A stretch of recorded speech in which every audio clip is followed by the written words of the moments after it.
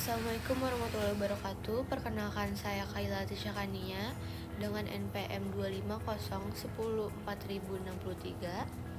Di sini saya akan membahas dan meneliti tentang seberapa besar pengaruh kebiasaan sarapan frekuensi dan kandungan gizi terhadap tingkat konsentrasi mahasiswa prodi Ilmu Komunikasi UNJ dalam mengikuti kuliah pagi.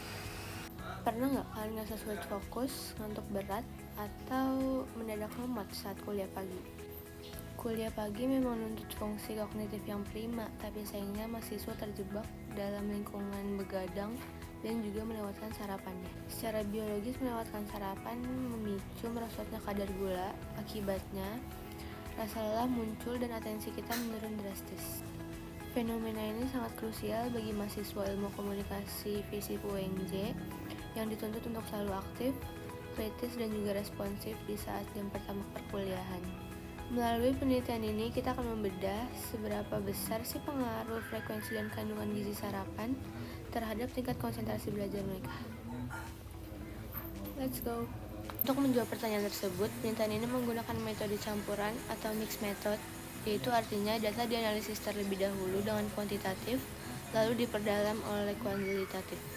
Populasi penelitian ini adalah seluruh mahasiswa aktif Ilmu Komunikasi FISIP UMJ dengan sampel khusus mahasiswa kelas pagi dari semester 1 sampai semester 8 yang diambil melalui teknik purposive sampling.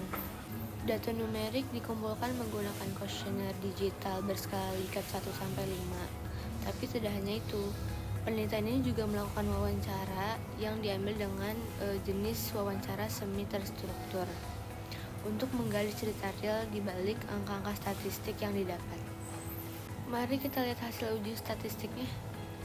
Melalui analisis regresi linear berganda menggunakan software JASP, ditemukan bahwa variabel frekuensi dan kandungan gizi secara bersama-sama mempengaruhi konsentrasi mahasiswa sebesar 50,4%. Model regresi ini juga terbukti fit secara statistik dengan nilai F sebesar 24,43. Namun, ada temuan unik saat kita melihat hasilnya secara per sel atau individu. Variabel frekuensi sarapan X1 ternyata tidak memiliki pengaruh signifikan terhadap konsentrasi, karena nilai P lebih besar daripada 0,5. Sebaliknya, variabel kandungan gizi X2 terbukti berpengaruh positif dan sangat signifikan dengan nilai P kurang dari 0,001. Jadi, sering atau tidak sarapan itu tidak berpengaruh, tapi apa yang kamu makan saat sarapan itulah yang menjadi penentu utama konsentrasi.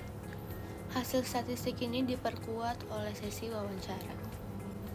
Mahasiswa sering mengaku terburu-buru dan memilih menu praktis seperti gorengan atau mie instan demi yang penting lambung terisi deh. Padahal karbohidrat sederhana tuh bikin energi cepat habis loh teman-teman. Sehingga setelah jam 9 pagi konsentrasi mereka langsung buyar dan berujung numpang absen doang di kelas.